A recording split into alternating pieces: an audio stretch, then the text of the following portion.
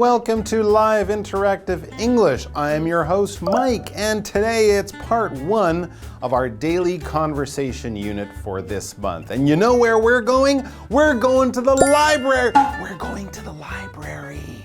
I shouldn't yell, it's the library. I have to keep my voice down because we're at the library. And of course, the library, it's kind of like a bookstore, but it's free.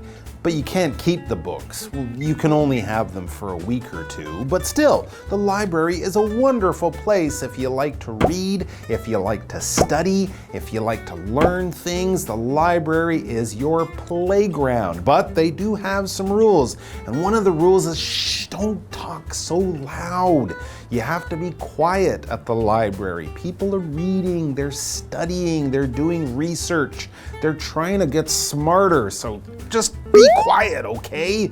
If you want to make noise, go to the playground. Don't make noise at the library. And another thing you need to do at the library, along with being quiet, is make sure you have your library card. That's right, it's like your ID for the library. In the same way, you can't really go to the hospital without your healthcare card. You can't really do much at the library without a library card. But we do lose them occasionally. Maybe your dog ate it, maybe it fell out of your bag when you were on the bus or something. So that's what we're going to be doing today. Very quietly, replacing a lost library card. Shh, just go over there, but don't talk. Shh. Dana walks up to the circulation desk. Hi, I'd like to apply for a replacement library card. I lost mine. I see. When did you lose it? Yesterday morning. Okay, just so you know, you're still responsible for any books that were taken out with the card after you lost it. To get started, I'll need to see your ID. Let me see if the card has been used to check out any books recently. Looks like you're fine. That's a relief. Indeed. I'll also need you to fill out this form and pay the handling fee. It's $50 NT.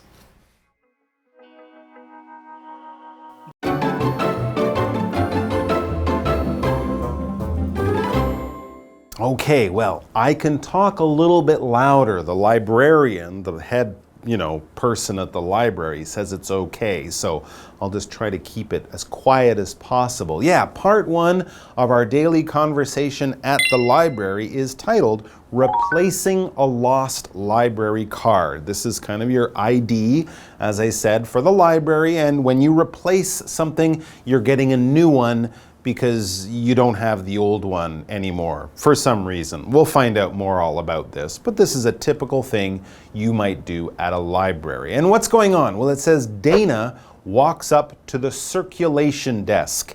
The circulation desk will basically be one of the main work areas for the people in the library, the librarians, and this might be where they stamp and scan your books. When you want to take them home for a while, they'll answer questions, you can order things from them. This is where the staff will probably help you most at the library. And yeah, we're going to be replacing a library card. Dana is the main character in our article or in our dialogue, and she'll be getting the librarian's help to replace her card. As I said, when you replace something, you get a new one to take the place of the old one because you lost the old one, or it broke, or it doesn't work anymore, or it just kind of looks old. So you'll replace things. You replace your clothes as they get older or as you grow. You'll replace your shoes as they start to fall apart. People might replace their car after 10 years when it starts to not run so well. And of course, all those phone companies like Apple and Samsung, they love us to replace our phones every 2 or 3 years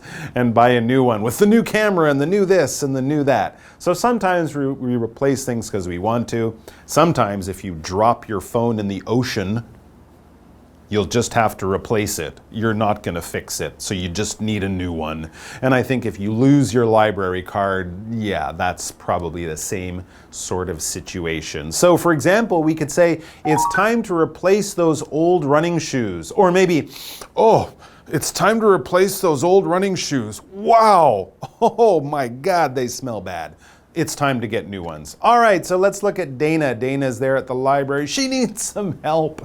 So she says, I'd like to apply for a replacement library card. I lost mine. Oh, Dana, Dana, Dana, what were you doing that had you losing your library card? Well, it's not important. She needs to replace it. She needs a replacement. That is the one that you are getting to take the place or to replace. Hey, that's a new phone. Yeah, it's a replacement for the one I dropped in the ocean. Remember that time when I was really dumb? Yeah. Anyways, so it's a replacement phone or a replacement library card, a new one to take the place of the old one. Oh, I see, says the librarian, the worker at the library. And then she asks, when did you lose it? And Dana says, yesterday morning. Oh, okay, so she didn't lose the card too long ago. She lost it just yesterday morning, but she needs a new one. That's why she's applying for a replacement card. When you apply for something, this verb basically means you ask in kind of a formal way, all right? You're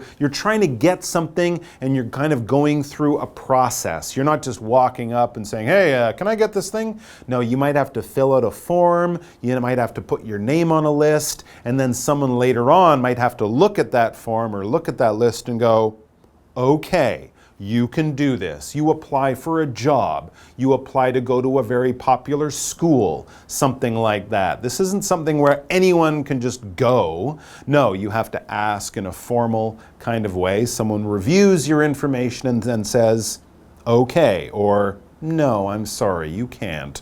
But you have to ask in this very formal way. For example, I applied for a job at the cafe down the street from my house. I saw they had a worker wanted sign, so I went in, filled out a form, wrote down my name, my information, and hopefully I will get the job. All right, so she's asking for a replacement card. She's applying for a new card. Okay, the librarian says, just so you know, you're still responsible for any books that were taken out with the card after you lost it. Ooh, well, this was only a day ago, but if Dana had lost the card a week ago and someone had found it and took out a bunch of books in order to steal them by saying, yeah, I'm Dana, I'm that person on the card, but they were there to steal the books, well, Dana would still be responsible. So hopefully there are no books out on her card because she has to take care of it. And as I said, if someone found the card and stole the books, that could be expensive for Dana. Anyways, the librarian says, to get started, I'll need to see your ID, your normal ID card with your name and everything on it. Let me see if the card has been used to check out any books recently. So the librarian's making sure that there are no books missing on Dana's old card. If there are no books, it'll be okay. So it says she pulls up Dana's file on the computer. All right, have your name. Oh yeah, here's your number. Here's your library number. And the librarian looks at everything. No books there. Looks like you're fine. All right, no problem. You're fine. You're not in any trouble. And whew, Dana's excited, happy to hear that. She didn't want to have to pay for missing books, so she's happy to hear that. She says, that's a relief. And when we talk about a relief like this is basically when we had stress, we had worry, we had fear, and then we're told it's all going to be okay. That's the feeling of, oh, really? Oh, good. I was so worried. I was so scared. I was really frightened about something, but no, it's not bad. It's all fine. That feeling is a relief. For example, Joe felt a sense of relief after the doctor told him he would recover completely. Joe, I'm afraid you are going to be fine. Oh, Joe is so happy. He was worried about all sorts of terrible things, but no, it won't be bad. You're a little bit sick. You'll be fine later on. Anyways, back to the dialogue. Indeed, the librarian says, yes, it is a relief, right? I don't want you to be in trouble. We don't want this to be complicated. It's not. That's good. I'll also need you to fill out this form and pay the handling fee. It's $50. So fill out another form to get a replacement card and pay a small fee, basically a small charge, a small amount of money as we do this extra work for you. How much? 50 NT dollars. So really you're just paying for the new paper and to get the new card made, and that's about it. So it sounds pretty easy so far. So let's take a break and then we'll be back with more from the local library.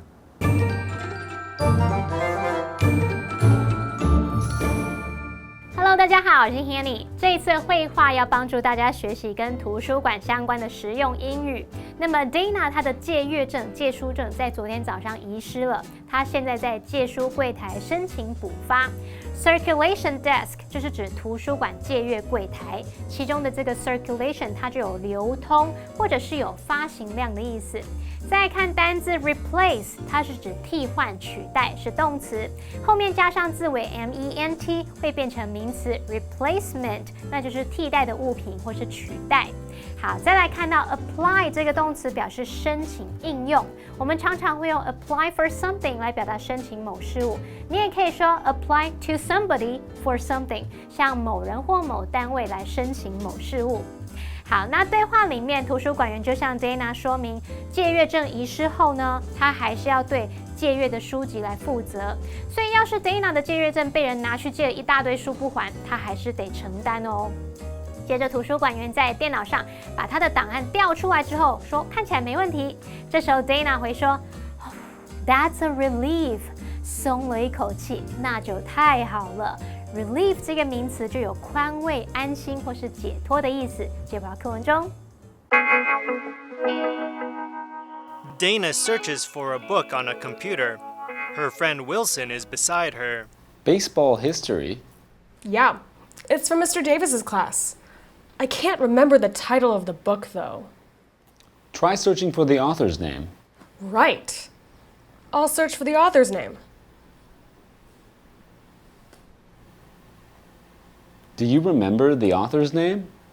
I think the author's last name is Burns? Or maybe it's Barnes? Oh, I found it. The author's name is Robert Smith. I was way off. I'll get someone to help me find it on the shelves.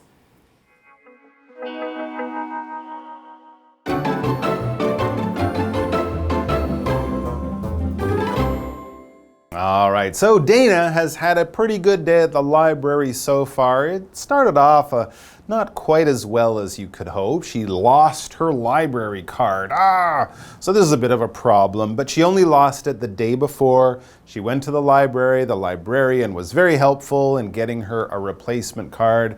They checked no books had been taken out on her missing card, so she wasn't in trouble for any of those books, and she got her new card. So now she's got a new library card. The whole library is her paradise. She can go anywhere, do anything, take out anything she wants. So what book is she going to take out? Well, we don't know, actually, because part 2 of the dialogue is actually titled Searching for a Book. Oh, so she wants to take out a book, but one very specific book. Not just any book, she's looking for one particular book. And so it says, Dana searches for a book on a computer. Maybe she's really interested in reading this book. Maybe she needs to do it for school or something like that. But she's not just looking for anything to read and be entertained by. No, she's looking for one book. And then it says her friend Wilson is beside her. So this might be the next day or a little bit later. But anyway, so it's Dana and Wilson at the library. Dana is looking for a book. And Wilson, as he looks at her making these searches on the library computer, it's kind of like Google, but just for the library. He says, baseball history? Because she's written that in the search. You know, what subject do you want to read about? Or what books are you looking for? She's looking for books about baseball history. And I guess Dana's not your normal baseball fan or anything. So Wilson's kind of like, why are you interested in baseball history? And Dana explains, yeah, it's for Mr. Davis's class. It's for school.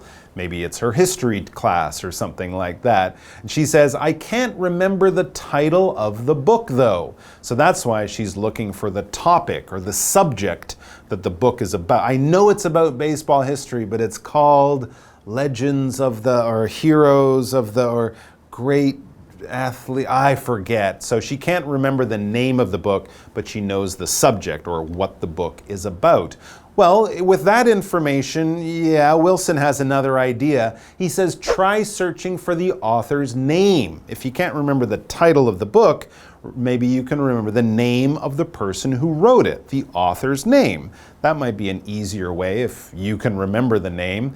And Dana says, right, I'll search for the author's name. So she's like, yeah, that's a great idea. I'll just type in the name of the person who wrote the book, and I can't remember the name of that person either. I can't remember the author's name. We know that because it says Dana stares blankly at the screen.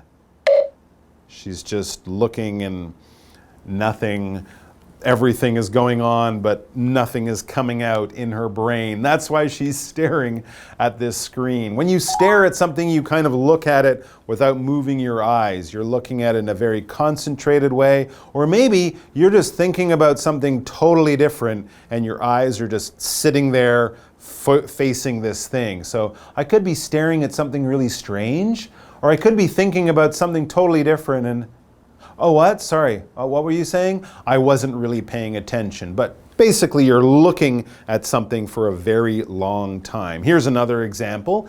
Tina stared out the plane window. Now, she could be thinking about what she's going to do when the plane lands, or she could be saying, oh, look at all those clouds down there, and oh, look, there's a little farm, or something like that. But she's not looking around. She's really paying attention to the window. Anyways, so Wilson goes, do you remember the author's name? As Dana stares at this computer screen without many ideas in her mind. She really is having trouble here. She says, I think the author's last name is Burns, or maybe it's Barnes.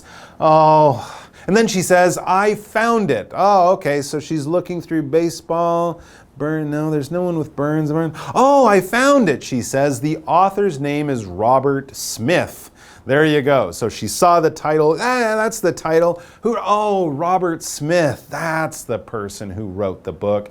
And then she says, yeah, I was way off. I was really wrong. I thought it was Burns or Barnes or Benny or something with a B. But no, it's Smith. It's Robert Smith. Anyways, that happens. But she was way off. She was very far from the right answer. And then she says, I'll get someone to help me find it on the shelves. Good for you. So she's going to go find another librarian who will guide her to the shelves, to the place in the library where they keep the books about baseball and sports and stuff like that. And she'll find it in a very short time, in a few seconds, I'm sure. All right, guys, well, that's about it. That's all the time we have. We hope you have a good time at the library. You find all your books and you don't lose that library card because, well, that could be a lot of trouble in your life. Take care and we'll see you soon. Bye-bye.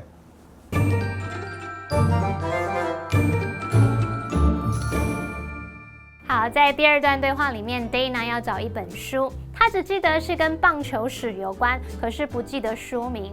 她朋友 Wilson 就建议她可以搜寻作者名称，结果呢，她就一脸茫然地盯着荧幕，是 Burns 还是 Barnes？ 到底是什么？后来等她总算找到，她就发现呢，作者的名字是 Robert Smith。Dana 她也错得太离谱了吧？好，单字 stare 就是指盯着、凝视。Mike 老师在解释单字时，他用到 concentrated， 就是 concentrate 这个动词的过去分词可以当形容词，形容是集中的。而这个段落有2个重点，我们进入文法时间。好，来看第一个重点是 search for 是指寻求、搜寻，例如 Scientists are searching for a cure for the disease. 科学家正在寻找这种疾病的治疗方法。那补充一下 ，on the hunt 也有寻找、搜寻的意思。我们常常用 be on the hunt for 名词来表达。例如 ，She's on the hunt for a new pair of boots. 她在找一双新的靴子，希望她可以顺利买到。第二个重点 ，be way off， 它是指错的离谱，差很多。那么其中的 way 是当副词来表达非常、远远地。例如 ，the estimates were way off， 那些估计啊差得很远呢。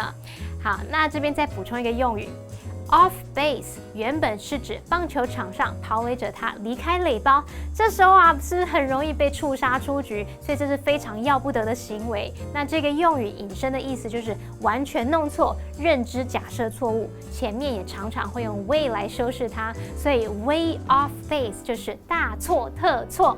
好，那么以上是今天的讲解，同学们别走开，马上回来哦。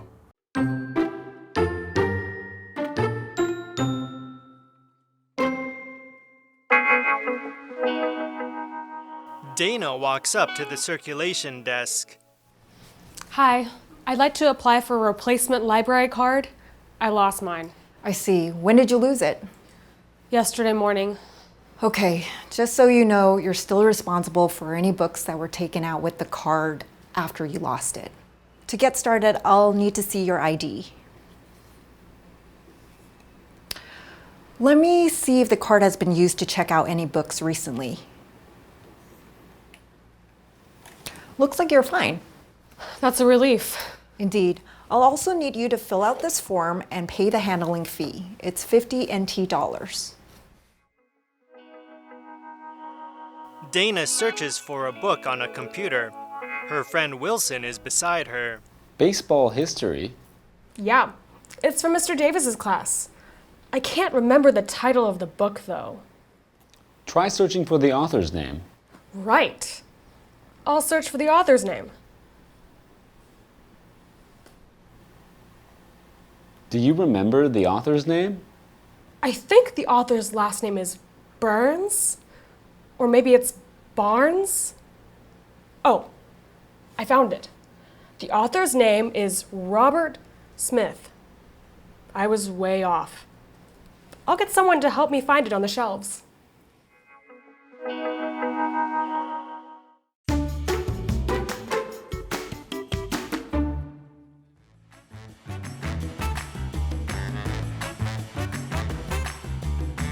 Hi, I'm Kim. And I'm Jen. We're about to play Word Drop, where we have words from your lesson on these cards, and we need to work them into our conversation as casually as possible. All right. Ready? I guess I'll start. Okay. All right. You know, when you do a lot of like online shopping these days, you not only have to pay for whatever you're buying, but a lot of places like charge a handling fee. And I always like try to avoid that as much as possible. I don't know, that's just me. Okay. Yeah. Yeah, I like online shopping a lot. So anyway, one day, okay, I was walking down the street, and you know me, I was just eating my Fanton and things like that. And I noticed that I wasn't really eating it properly. It was kind of coming apart and falling all over the place, and I felt really stupid. And I noticed that there were people on motorcycles at the intersection, and they just kind of stared at me because I was really awkward eating that Fanton. Was it good? It was good. It was tuna. Interesting. Speaking of Fanton, yeah, I love Fanton. These days, I don't know. I haven't had a Fanton in a long time, but you know, when on the weekends usually, I would find myself, you know, going to this place. I forget where, but I would get myself a Fanton, and I would sit down and eat my Fanton and have a drink, and yeah, and just say to myself, what a relief. What a relief, I'm no longer hungry. There's a big feeling of relief that comes with eating, that's for sure. I know when I eat, I feel tons of relief. So yeah, maybe if you like eating that much, and you know it's something that you really, really enjoy in life, you can try to do something with eating, like being a food critic. And you could try to go to restaurants and say, hey, let me try your stuff, so you could apply to be a food critic. Oh my gosh, speaking of food critic, I actually did that as my job before, you know. I would go to restaurants and I would try their food and write up a review. And usually I just get I would just, you know, I don't really know how to end this, so I will blankly stare into your eyes. Well, the feeling of creepiness is something that you can't replace. It's priceless. What's the word? Replace.